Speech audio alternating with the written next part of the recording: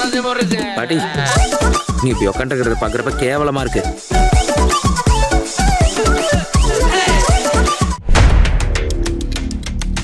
சமூக வலைத்தளங்களில் குறிப்பாக ஈரான் ஆதரவு பக்கங்களில் பெஞ்சமின் நெதன்யாகு ஏவுகணை தாக்குதலில் கொல்லப்பட்டு விட்டார் அல்லது படுகாயமடைந்து பதுங்கு குழியில் இருக்கிறார் என்ற செய்திகள் காட்டு தீயாக பரவி வருகின்றது.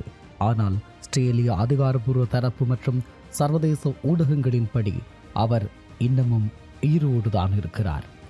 அவர் கொல்லப்பட்டார் என்ற செய்திக்கு இதுவரை எந்தவிதமான உறுதியான ஆதாரமும் இல்லை. போர்ச்சூழலின் போது ஒரு நாட்டினுடைய தலைவரை பற்றி இவ்வாறான தகவல் போர் நடைபெறுவது இயல்பானதாகும். உண்மையில் அவர் எங்கு இருக்கிறார், நெதன்யாகு தற்போது எங்கு இருக்கிறார் என்பது பாதுகாப்பு காரணங்களுக்காக மிகவும் இரகசியமாக வைக்கப்பட்டுள்ளது. பதுங்கு குழிகள் இஸ்ரேலினுடைய சகல வசதிகளும் கொண்ட நிலத்தடி கட்டளை மையத்தில் இருந்து அவர் போரை வழிநடத்தி வருகிறார். பாதுகாப்பு அச்சுறுத்தல் காரணமாக அவர் ஒரே இடத்தில் தங்கியிருக்காமல் அவ்வப்போது இடமாற்றம் செய்யப்படுகிறார். குறிப்பாக அவரது சிசேரியா இல்லம் மீது ட்ரோன் தாக்குதல் நடத்தப்பட்ட பிறகு அவரது பாதுகாப்பு பல மடங்கு அதிகரிக்கப்பட்டுள்ளது. வீடியோ ஆதாரங்கள் சொல்லும் உண்மை.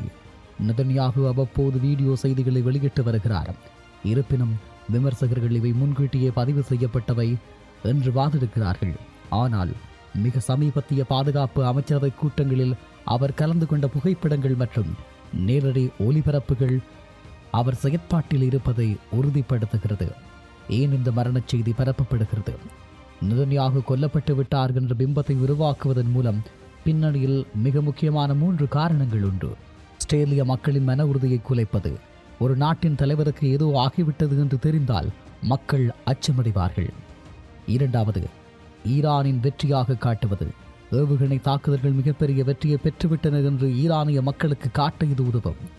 திசை திருப்பல். போர்க்களத்தில் நடக்கும் பின்னடைவுகளை மறைக்க இவ்வாறான அதிரடி வதந்திகள் பரப்பப்படுகிறது. இந்த நிலையில் தற்போதைய நிலவரப்படி பெஞ்சமின் நெதன்யாகு பாதுகாப்பாகவும் அதிகாரத்திலுமே இருக்கிறார். ஒருவேளை அவருக்கு ஏதேனும் அசம்பாவிதம் நடந்திருந்தால் இஸ்ரேலின் கடுமையான ஜனநாயக கட்டமைப்பில் அதை நீண்ட நேரம் மறைத்து வைத்திருக்க முடியாது. அங்குள்ள எதிர்க்கட்சிகளும் ஊடகங்களும் உடனடியாக அதை வெளிச்சத்திற்கு கொண்டு வந்திருக்கும். இப்படியான ஒரு நிலையில் பெஞ்சமின் நெதன்யாகுவினுடைய உடல்நிலை மற்றும் அவர் எங்கு இருக்கிறார் என்பது குறித்த வதந்திகள் தீவிரமடைந்து வரும் நிலையில் இப்போது புதிதாக பதில் பிரதமர் நியமனம் குறித்த சில தகவல்களும் கசியத் தொடங்கியுள்ளது. உண்மையில் பதில் பிரதமர் நியமிக்கப்பட்டாரா? தற்போதைய நிலவரப்படி, அதாவது மார்ச் மாதம் 2026 நிலவரப்படி பெஞ்சமின் நெதன்யாகு கொல்லப்பட்டார் அல்லது பதவி விலகினார் என்ற செய்திகள் அதிகாரபூர்வமாக உறுதிப்படுத்தப்படவில்லை. இருப்பினும் ஆஸ்திரேலிய சட்டப்படி பிரதமர் ஒரு அறுவை சிகிச்சைக்கோ அல்லது தற்காலிக செயற்பட முடியாத நிலைக்கு உள்ளாகும் போது ஒரு பதில் பிரதமர் தற்காலிகமாக நியமிக்கப்படுவது வழக்கம். யாரிவ் லெவின் தற்போது ஆஸ்திரேலியின் துணை பிரதமராகவும் நீதியமைச்சராகவும் இருப்பவர் இவரே. கடந்த பிப்ரவரி 2026 நெதன்யாகு ஒரு சிறு அறுவை சிகிச்சை தொடர்பான சிகிச்சை செய்து கொண்ட போது யாரிவ் லெவின் தற்காலிகமாக பிரதமர் பொறுப்புகளை கவனித்தார். அதே நேரம் தற்போதைய வதந்திகள். 2026 ஈரானுடனான போர் தீவிரமடைந்துள்ள சூழலில் நெதன்யாகு நீண்ட நேர ஊடகங்களில் தோன்றாததால் யாரிவ் லெவின் மீண்டும் முழுநேர பொறுப்புக்கு வந்துவிட்டார் என்ற செய்திகள் பரவுகின்றன. ஆனால் ஆஸ்திரேலிய பிரதமர் அலுவலகம் இதனை வெறும் வதந்தி என்று மறுத்திருக்கிறது. ஏன் இந்த குழப்பம்? பதுங்குகுடி வாழ்க்கை.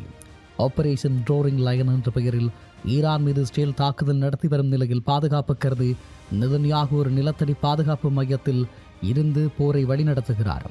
மார்ச் மாதம் 9ஆம் தேதி 2026 அன்று அவர் அங்கிருந்து பேசிய புகைப்படங்கள் வெளியாக இருந்தன. ஏஐ வீடியோ என்ற வதந்திகள். நெதன்யாகுவின் வீடியோகள் அனைத்தும் ஏஐ மூலம் உருவாக்கப்பட்டவை என்றும் அவருக்கு 6 விரல்கள் இருப்பது போன்ற எடிட் செய்யப்பட்ட புகைப்படங்களும் சமூக வலைத்தளங்களில் பகிரப்பட்டு வருகின்றன. இது அவர் இறந்துவிட்டார் என்ற பிம்பத்தை உருவாக்க ஈரான் தரப்பு செய்யும் தகவல் போர் என இஸ்ரேல் குறிப்பிடுகிறது. நெதன்யாகு கொல்லப்படவில்லை, ஆனால் அவர் ஒரு பாதுகாப்பான இடத்தில் இருந்து நிழல் அரசாங்கத்தை நடத்துகிறார். யாரிவ் லெவின் பதில் பிரதமராக தயார் நிலையில் இருப்பது உண்மைதான். ஆனால் அதிகாரம் இன்னும் நெதன்யாகுவிடமே உள்ளது. அமெரிக்கா மற்றும் இஸ்ரேல் இணைந்து ஈரானின் மிக முக்கியமான தலைவர்களை குறிவைத்த பிறகு பதிலுக்கு ஈரான் பரப்பும் வதந்தியே இது என்றும் சொல்லலாம்.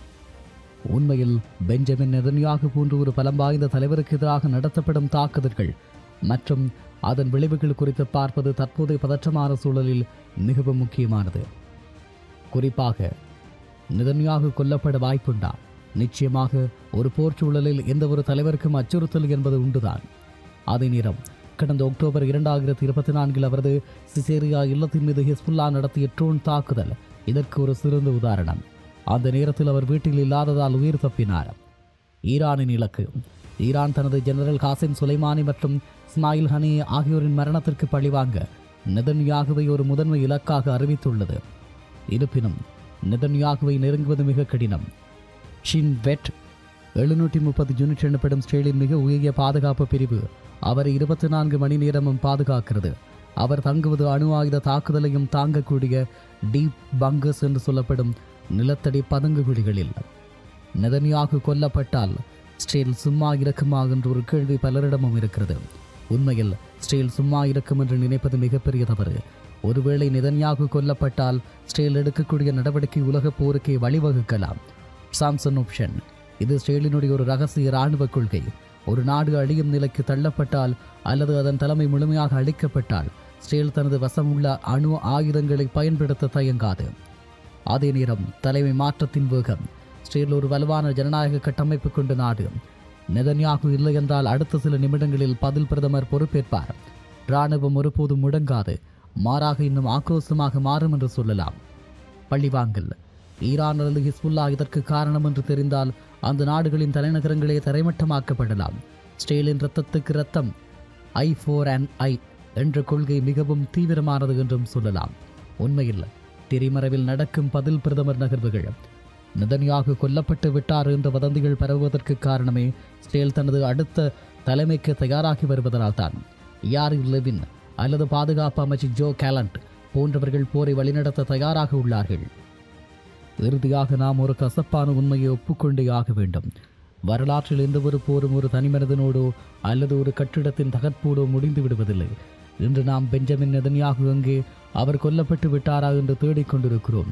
ஆனால் இஸ்ரேல் போன்ற ஒரு தேசம் நிறுவனமயமாக்கப்பட்ட தேசத்தில் ஒரு தனி மனிதனின் மறைவு என்பது அந்த நாட்டின் வீழ்ச்சி அல்ல, மாறாக அது இன்னும் உக்கிரமான ஒரு பழிவாங்கலுக்கு தொடக்கமாகவே அமையும். ஒரு நெதன்யாகு இல்லை என்றால் அவரை விடவும் ஆக்ரோஷமான ஒரு தலைவரை உருவாக்கும் வல்லமை அந்த அமைப்புக்கு உண்டு. மறுபுறம் ஈரான் உணர்ச்சி வசப்படும் முழக்கங்களாலும் வல்லரசுகளின் மாய வலைகளாலும் சூழப்பட்டு தனது அடுத்த தலைமுறையின் எதிர்காலத்தை அடகு வைத்துக் கொண்டிருக்கிறது.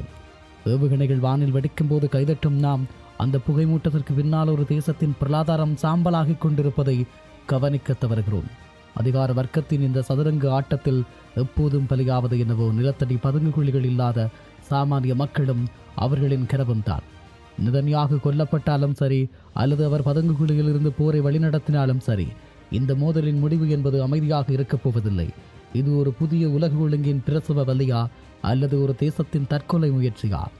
யதார்த்தத்தை உணர்ந்து சிந்திப்பவர்களுக்கு மட்டுமே உண்மை புரியும்.